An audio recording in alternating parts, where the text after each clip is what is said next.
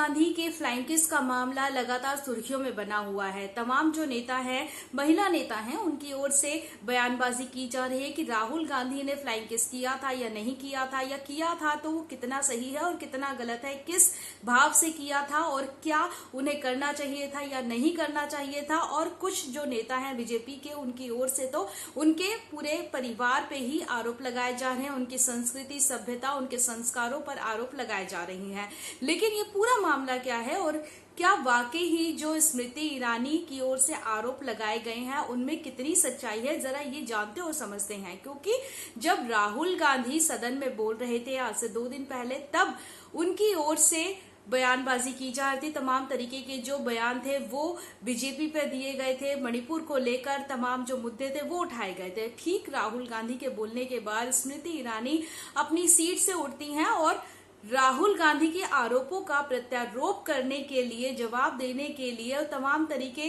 के जो बयान, जो लिस्ट वो तैयार करके लेकर आती हैं, वो चीखती चिल्लाती हैं और उससे बयानबाजी करती हैं। लेकिन सबसे पहले वो राहुल गांधी पर अमर्यादित छवि जो है उनकी पेश करने की कोशिश करती हैं और ये बताती हैं कि राहुल गांधी ने अभद्र व्यवहार किया है। लेकिन क्या उन्होंने व्यवहार किया है, क्या नहीं किया है, क्योंकि रिकॉर्डिंग पूरी तरीके से नहीं हो पाती है। लेकिन उसके बावजूद कई जो मीडिया चैनल हैं उनकी ओर से साफ तौर पर यह दिखाया जाता है कि राहुल गांधी जब फ्लाइंग किस कर रहे होते हैं तब उनका जो मुंह होता है वो स्पीकर की ओर होता है, स्मृति ईरानी की साइड में नहीं होता है। तो वहीं प्रियंका चतुर्वेदी की ओर से, जो शिवसेना की नेता हैं, उनकी ओर से भी ये साफ किया गया कि अगर राहुल गांधी ने ऐसा कुछ किया है तो वो एक स्नेह भाव से किया है और ऐसा सदन में नहीं किया गया है। वो जब सदन से निकल रहे थे, उनकी कुछ फाइलें गिर गई थी और जब वो फाइलें उठा रहे थे तब कुछ बीजेपी के नेता उन पर हंसते हैं, तब उनको एक तरीके से जवाब देने के लिए अपना जो स्नेह है वो प्रकट करते हैं।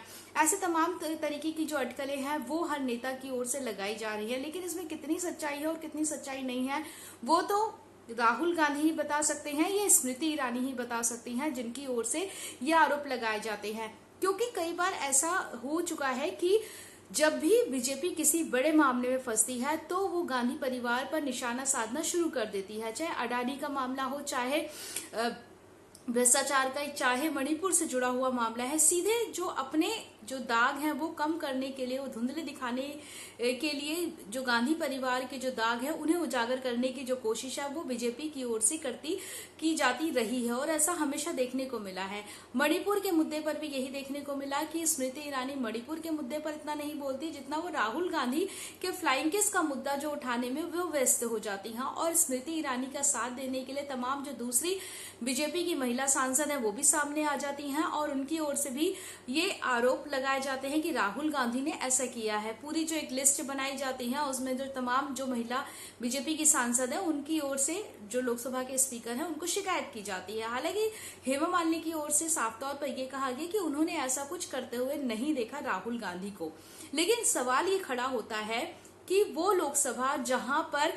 लोकतंत्र की गरिमा बनाने की जिम्मेदारी दोनों जो पार्टियां हैं सभी को है, चाहे बीजेपी की पार्टी हो, चाहे कांग्रेस की पार्टी हो, चाहे किसी अन्य दल की पार्टी हो, सभी को है। वहां पर अगर ऐसा कुछ किया गया है तो वो कितना सही है, और अगर ऐसा नहीं किया गया है तो एक महिला होने के नाते इस तरीके के आरोप किसी भी पुरुष पर लगाना वो कितना ठीक है। क्या वाकई में महिला अपने आप को सही साबित करने के लिए पुरुष की जो छवि है उस पर किसी भी तरीके का जो आरोप है वो लगा सकती है, या जब मुद्दों से ध्यान भटकाने के लिए शुरू से ही बीजेपी जो है वो इस तरीके की स्ट्रेटेजी अपनाती है कि राहुल गांधी को मुद्दा बना लिया जाए, और अब राहुल गांधी की छवि को लेकर सवाल उठ रहे हैं, तो वही कांग्रेस के भी कई जो नेता है उनकी ओर से जो बयान है वो सामने आए हैं। उनकी ओर से कहा गया है कि वो कई बार कांग्रेस के जो नेता है राहुल गांधी उनसे मिली हैं और उनकी नजरों में हमेशा महिलाओं के प्रति मान सम्मान देखने को मिला है और वो महिला पुरुष से हटकर काम को ज्यादा तवज्जो देते हैं, काम की ओर ज्यादा ध्यान लगाते हैं ताकि वो देश की जनता के साथ उनके दुख सुख में उनके साथी बने रह सके। और यही मुद्दा राहुल गांधी की ओर से मणिपुर का उठाया भी गया था। फिलहाल अब देखना यह है कि फ्लाइंग किस की ये कहानी अब किस मोड़ पर जाती है, कौन इसमें जीतता है और किसको मिलती है हार।